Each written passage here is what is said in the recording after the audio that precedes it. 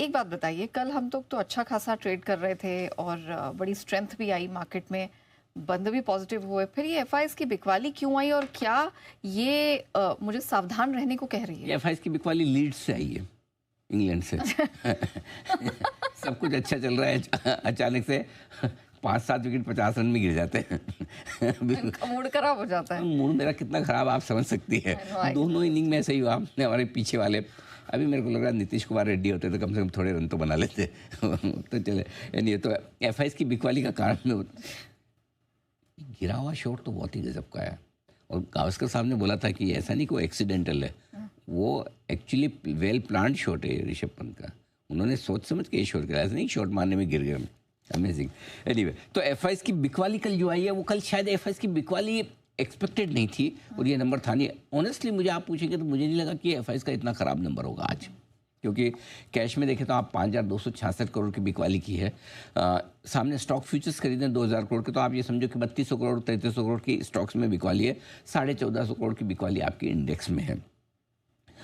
अब कल के डेटा तो थोड़े ख़राब है, लेकिन अगर आप ट्रेंड देखें तो एफआईएस भारतीय बाजारों पर न्यूट्रल से हल्के पॉजिटिव है, नेगेटिव नहीं है। ये बात साफ है और कोई बड़ी बिकवाली का ट्रेंड भी नहीं। कोई एक आध दिन ग्लोबल ट्रिगर आपको ऐसा मिलता है कि आपको नहीं खरीदना चाहिए, थोड़ा प्रॉफिट बुक कर देना चाहिए, थोड़ा बेचना चाहिए, तो कुछ एक एफआईएस होती है जो शॉर्ट टर्म व्यू के साथ आती है, वो आपके बेच की जाती है। फॉर एग्जाम्पल पिछले फ्राइडे को तो हमें नहीं पता था कि आपका सैटरडे को ईरान पर हमला हो जाएगा। अमेरिका की तरफ से अच्छी खासी मजबूती के साथ गए, ऐसा 25,000 के ऊपर बंद हुए थे, तब तो कोई संग्रह आ गया। सो वो डर तो तब भी था, लेकिन उसके बावजूद जो लॉन्ग टर्म एफआईएस है, जो लॉन्ग ओनली फंड्स है, जो खरीदारी करना चाहते हैं, वो तो खरीदारी के मूड में। अब एफआईएस में शॉर्ट टर्म फंड्स भी होते हैं, हेज फंड्स भी होते हैं, कुछ ट्रेडर टाइप के भी होते हैं, वो बाजार के मूड माहौल के हिसाब से रोज आंकड़े अपने खरीदारी बेच लेकर तय करते हैं। सो मेरा ये समझना है कि अभी तक कोई बड़ी बिकवाली का ट्रेंड एफआईएस का है नहीं और वो बाजार पर न्यूट्रल से पॉजिटिव है। कल अगर थोड़ी बहुत बिकवाली हुई तो वो इस डर से हुई होगी कि हो सकता है युद्ध विराम लागू ना हो और शाम को अमेरिका गिरा जाए या फिर से इनका लड़ाई झगड़ा बढ़ जाए, तो हो सकता है कल हम 100-200 नीचे खुले सीधा, तो वो बेच कर गए। और वो जो अगर शॉर्ट टर्म वाले एफआईएस ट्रेडर्स बेच के गए तो आज सुबह लेने भी आ जाएंगे। 100 पॉइंट ऊपर कोई आम ट्रेडर तो खरीदता नहीं है, हिम्मत नहीं होती है। बड़ा गैप मिल जाए तो फिर एफआईएस ही आकर काटते हैं और वो काटेंगे भी, और कल मंथली एक्सपायरी है। सो आज मुझे लगता है कि एफआईएस की तरफ से शॉर्ट कवरिंग का नंबर आपको देखने को मिलेगा पक्का, इसमें कोई डाउट नहीं है।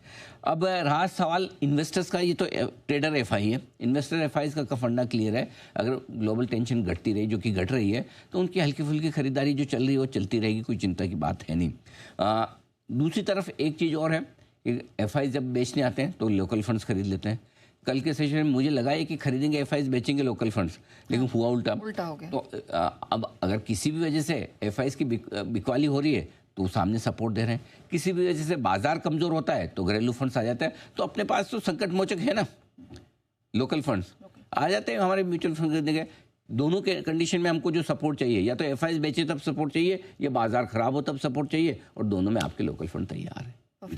सो कोई दिक्कत वाली बात मुझे है नहीं। एफआईएस की तरफ से भी कहाँ जाएंगे, यहीं आएंगे। But of course. अच्छा सर,